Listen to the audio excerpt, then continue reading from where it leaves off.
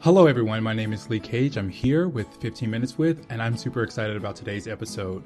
What happens when you mix fearless leadership, Workday wizardry, and a passion for people? You get Nicole. Nicole has transformed from boardrooms to strategists to helping people optimize and transform the way they do business, leveraging technology as a connector.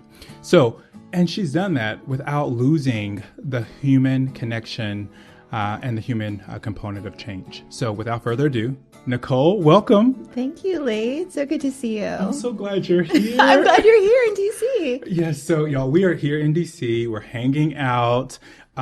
We are ramping up for we just finished SHRM. Just completed, and time is flying. Time is flying. It seems like it was January. June is almost done at this point. So Nicole, I know people want to know, who are you? Who is Nicole? And how did you become this, managing director and strategist and expert in the things that you do? Well, thanks for having me. Yes. I think, you and I have worked together now for this is the third company that we have worked at. So it is a pleasure to obviously be here with you this morning. But yeah, looking back on my career, and I'm assuming you're referring to my professional career. But yeah, I started at a Big Four public accounting firm in audit, pursuing a very traditional path in accounting and audit. I actually went to school for journalism. But accounting and finance were just so big in the mid-2000s that my parents encouraged me to pursue a business degree, which I did. And I'm very grateful for that advice. I don't regret the time that I spent in a Big Four public accounting firm. I think if you are looking to grow your career, it is a great place to do so. And so I was in audit at, again, a Big Four public accounting firm. Yeah. And then after a couple of years, a couple of busy seasons under my belt, I knew that it wasn't what I was passionate about. And so I went to business school full time for 2 years, figured out what that was, and I actually became a director of finance at a nonprofit in Baltimore, where I'm from. And so that gave me a lot of responsibility and accountability for transformative projects very early in my career and leading a small team, which I was grateful for. And I think that was pretty much the launching pad into my transition from audit accounting into technology, transformation. Did it happen on purpose or accident? I just knew that I wanted to work for a mission-driven organization, and I interned at a nonprofit, again, in Baltimore, and I just happened to meet the CEO of the organization that I worked at for a number of years before getting back into consulting. So it wasn't necessarily by accident, but I knew that in my heart I wanted to pursue a career at a mission-driven organization, which is why I was drawn to the nonprofit space. You've led transformative initiatives, right, across multiple firms, guiding principles that have obviously kept you grounded.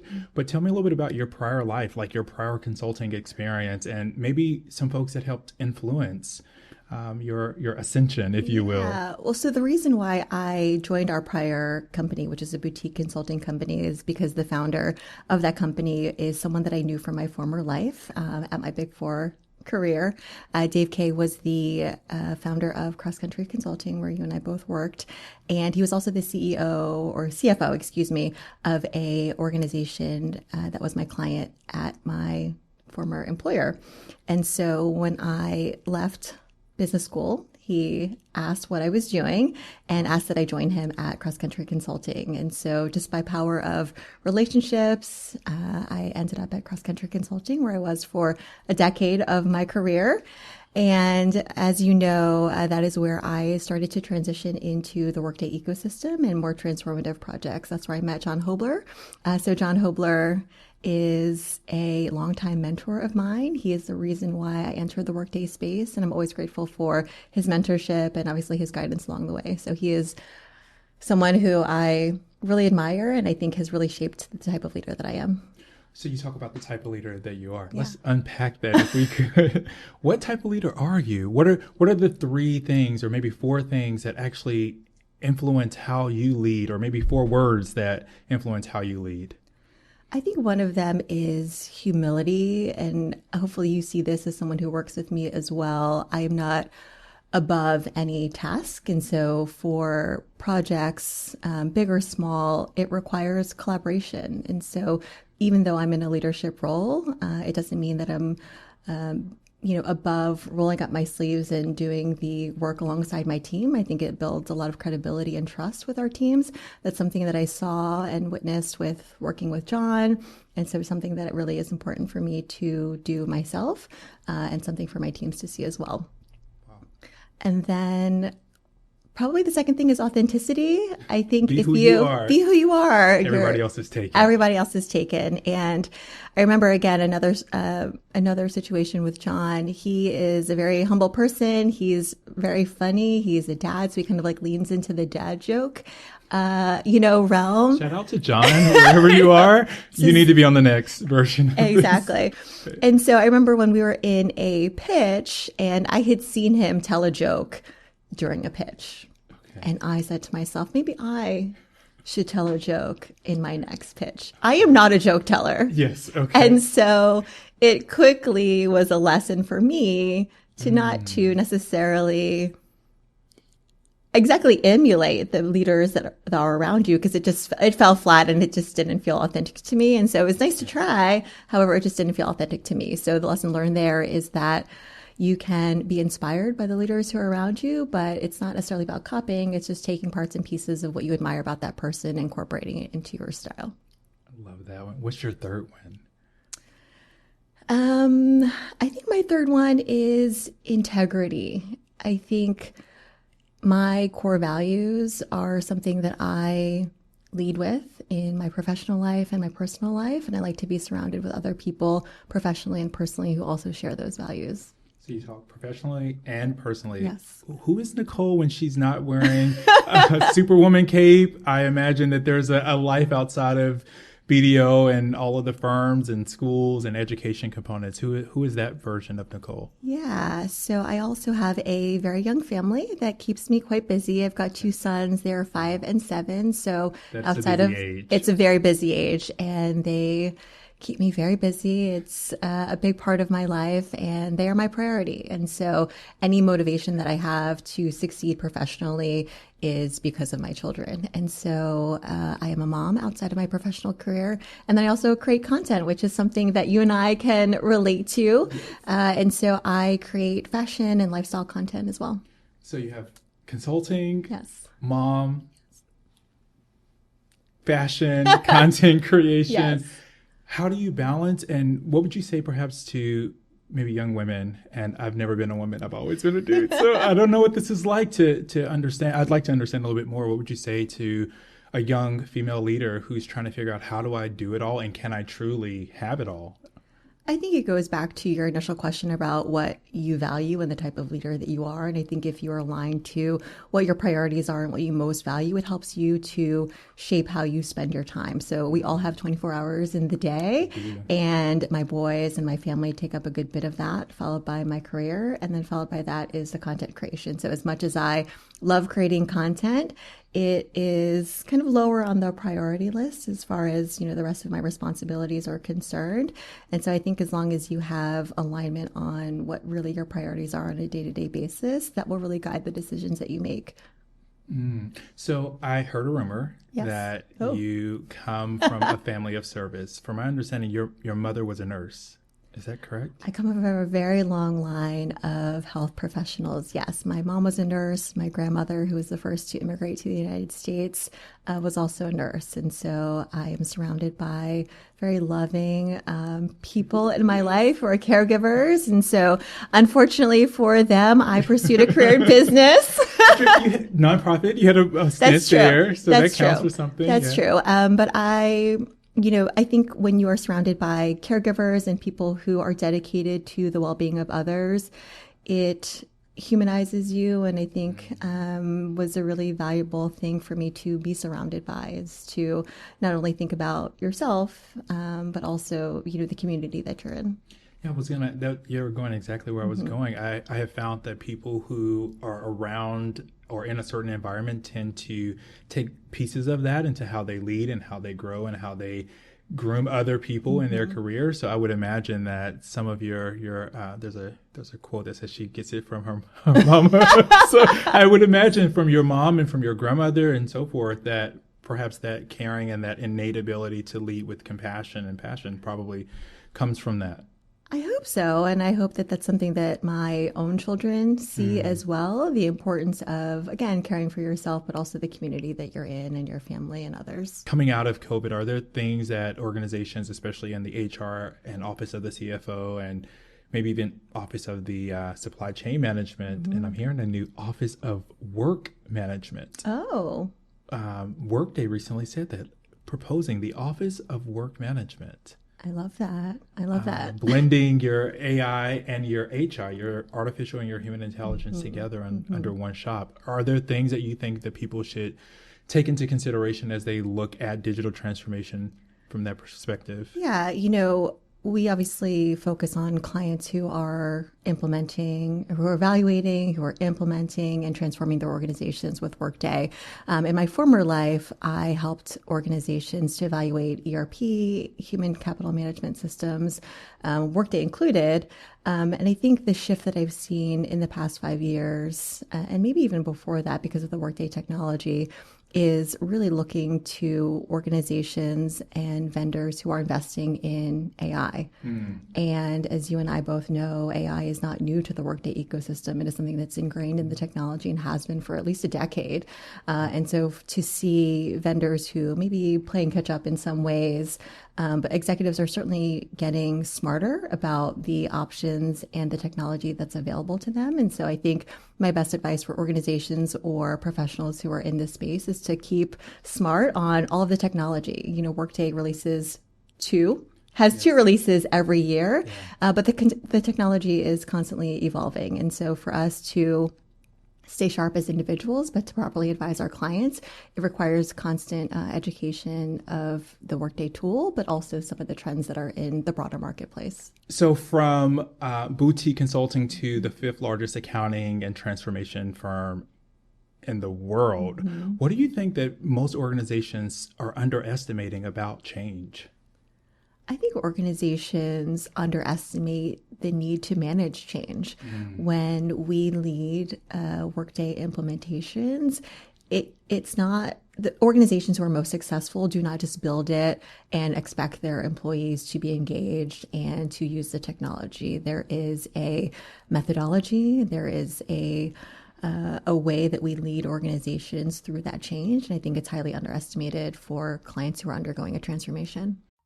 Hey there, I'm Tim Boris, host of the Working Well podcast, where business strategy meets human sustainability. If you're an executive, a leader, or change maker ready to ditch burnout, build thriving teams, and drive real results, this is your next must listen. Tune in on the Work Defined Network or at timboris.com/podcast. Yeah, I think even just the need to employ someone to manage it, Yes. right? A lot of organizations, they believe they can do it on their own. And it reminds me of the little train that could. Is that the Yeah, thing? I think so. Okay. Tapping into my childhood. And so I think, folks that have, organizations that have, change management or transformation shops, it isn't that these shops aren't capable. It's that, do they have the experience to manage this specific change? And so I cannot agree with you more around underestimating it and really needing to flesh out, what does tomorrow look and feel like? Right. And what are the incremental pieces that our business needs to take in really bite sizes to actually get and achieve the change? Yeah, I mean, the reality is many of the organizations that we serve have not undergone a major transformation in 15 or 20 years. And so they do not have Things the internal... have changed. Things have definitely changed over the past, 6 months, let alone, 6 or 12 years. And so I think that organizations just do not have the internal infrastructure to manage change, whether it be communications or training and some of the other things that we specialize in.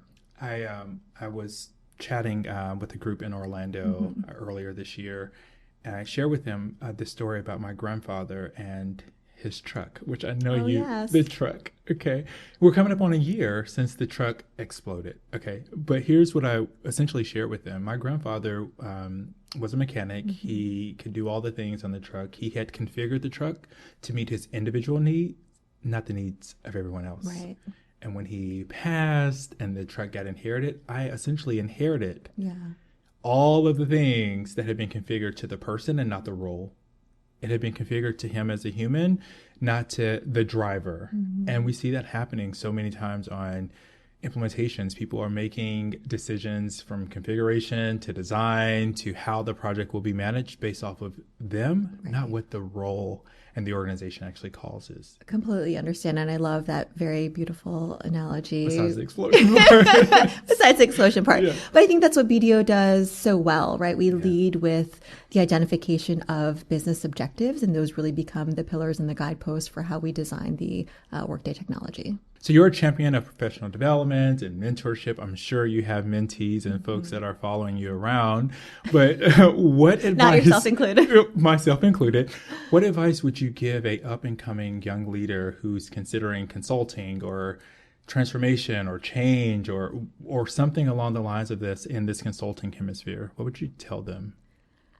You know, I look back at my own career, and I think that if you're open to the opportunity of something new and different, you just may never know where it might lead. And so when I think back about how I got involved in the Workday ecosystem, I was on the bench, I was in between projects, and I was sitting outside of John Holber's office, and he literally tapped me on the shoulder and asked me to help him on this engagement. And perhaps I could have said no, but something compelled me to say yes. I'm not a technologist by trade. This was a technology project.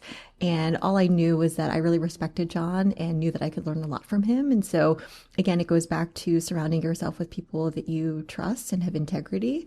And that may lead you somewhere that you're not expecting. And so I think my advice to anyone who is young in their career or trying to figure it out is to, one, align yourself to a leader that you like, that you love, that you trust, and express what it is that you are good at. So I think a good leader always aligns their team's skills to what they think that might make them successful. And then again, saying yes to opportunities. You just may never know what you might learn. And if it's not your cup of tea, if it's not where you're going to build roots, that's okay. It's a lesson learned, and you'll know that that's not for you, but it will give you the opportunity to find what is right for you. So I love that. And I love that John, and I'm sure others. This is just a whole ode to John Hobler. I mean, again, John Hobler, if you're listening, please come on. We can't wait to have you in the seat. I guess I'm curious, outside of John, are there, let's say, 3 people in your life who have influenced who you are and what you've become the most? First 3 people.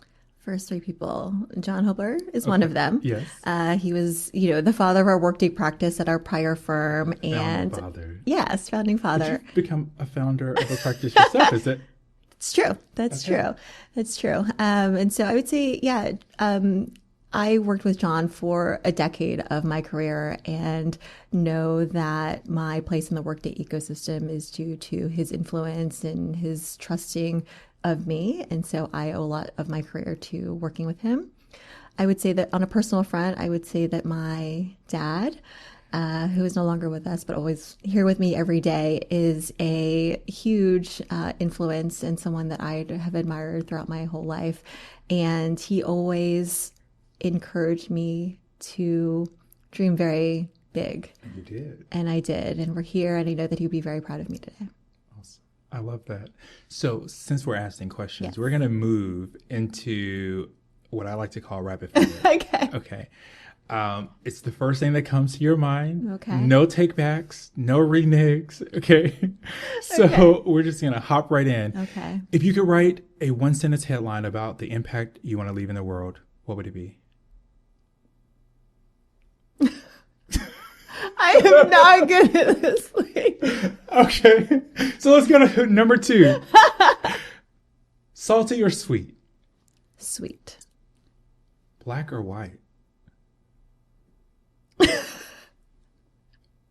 White. Okay. All right. It's giving all the things. It's giving clean and I have so many questions. It's like, what am I wearing? Is this a dress? Is this a bag? White, yes. What is I know I'm thinking fashion at first, so white. White. Both are very classic. Both are very classic. Okay. Let's go for bonus points here. If you could say or give yourself one piece of advice, your younger self, what would you say? for my younger self. Sorry. Younger I think self, the piece yeah. of my advice that I would give to my younger self is to trust your instincts. All right, and last but not least, let's conjure a good one. What would be your Harry Potter house? I have never watched Harry Potter. Ladies and gentlemen, people of the board, we will have to issue an I edict know. for you to watch. I wish. Oh my God, you give very like Hermione Granger vibes, but you have no clue who she is. I know. I have not watched Harry Potter, so I okay. could not answer that question, unfortunately. Okay, a movie who you most assimilate to the character, main character. I'm curious. Well, I'm a millennial. I love Reese Witherspoon. Legally Blonde is resonating with me. I feel like for various reasons, people may underestimate me in the role that I am in. And I think it was very satisfying to see her win. And that's it. That. So in a very unconventional way, I will give you one question that you can ask me. Okay. The floor is yours. What is one lesson that I have taught you throughout our working together? So there's a reason I asked about the nurse, about your mom. Yeah. I have been in the Army 17 and a half years at this point. I've worked with a lot of different characters. People who play different roles on projects, people who play different roles in an organization, people who decide how they want to show up. I think one of the things, at least early in my career, was like I can never be friends with anybody who's my manager or boss. And it actually was the opposite. Yeah. When we first started working together, I think I was in DC. Yes. My spouse came. I felt like I was on the third wheel on a date. And I think it just helped me see that managers and leaders are also humans, which is a sometimes very different mindset than the military side, where our mission is first. From consulting, the mission is still first. It's to serve our customers, to help them achieve their goals, to make sure that they can grow and scale. But that portion was not something I had really leaned into until I came to cross country. I kept that very separate. Yeah. And because of that, I've leaned into that in every working relationship. So in a couple of weeks, I'm going to interview Kimberly Consavage, right? Who is like, she will be... Who we love. Yes, like she will be a fan fave. But it was like really getting to know her more deeply, really finding out who she was as her manager and leader, and also establishing a relationship with her beyond it being very transactional from a work perspective. Right. Now I know who she is, and we love her husband, we love the kids, we've gone through pregnancies, we've gone through growth. That's a person you all should know, Kimberly Consavage. But so that's one of the things that really helped me be a better leader. Yeah. I would say I'll add one more into that. No, thanks for sharing that. I would say, and I remember that day in DC where we had brunch. Yeah, and, like, I am not needed here. I am not needed here. I would say the other thing is just around being crisp. You, in all facets, always are very crisp, very polished, very all of the things. And that shows up in how you deliver work. I remember there was a young consultant that worked for me, and obviously in turn worked for you, who the decks were trash. Okay, the decks are trash. Okay, the decks are trash. We didn't say his name. And we did like all of these things, coaching. I'm sure you probably remember coaching and guiding and setting up simulations, etc. But that level of crispiness, that level of precision, that level of we want to spend the extra time to get it right. There's a military component that obviously helped, influence me, but from the consulting side, no. Let's go to the slide master.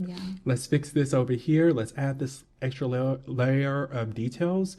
That is something that I wish I'd gotten earlier in my consulting career. But you brung that from your Big Four management consulting lens and paired that with your Workday knowledge. Yeah. I mean, I think we both share a high level of personal accountability. And at the end of the day, the values that you have, the standards that you set for yourself is really the foundation for everything. And I think those are so important, again, when building your team, building your consultants, because all of the Workday skills, those can all be taught. Yeah. We actually go to a class, we go to a certification. Literally. Sometimes, those are the easy things. The teaching of the Workday tool, the teaching of the Workday methodology, but the integrity, the work ethic, the personal accountability, those are just part of your nature. I love that. Well, y'all, listen, this has been, we have reached the conclusion. Any last minute notes, pieces of advice you want to give? That just flew by, and I wasn't sure what to expect coming on here. I've obviously been a fan of yours from the beginning. So to now be, here today has been wonderful. Awesome. All right. So we've reached the conclusion. Thank you so much for spending some time with us today. I cannot wait to see y'all next week. Bye, y'all. Bye.